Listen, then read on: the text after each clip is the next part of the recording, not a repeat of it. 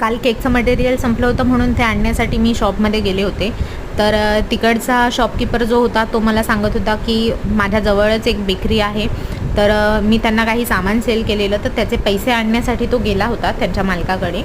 तर बघता बघता त्यांची नजर बेकरीमधल्या किचनमध्ये गेली आणि त्याने बघितलं की जे शेफ तिथे काम करत होते, केक बनवत होते, ते खूपच अनहायजेनिकपणे सर्व काम करत होते तिथलं.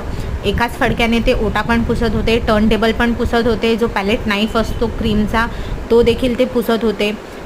तर त्याच्यामुळे ते खूपच घाण असं कृत्य आजकालच्या बेकरीमध्ये चाललेलं आहे. तर ॲज अ होम बेकर मी तुम्हाला सर्वांना सजेस्ट करते की तुम्ही तुमच्याजवळ असणाऱ्या एखाद्या होम बेकरकडून केक विकत घ्या.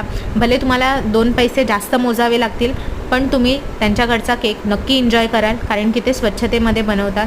तर आता मुलुंडमधल्यांनी तर नक्कीच मला लाईक, शेअर आणि सबस्क्राईब करा.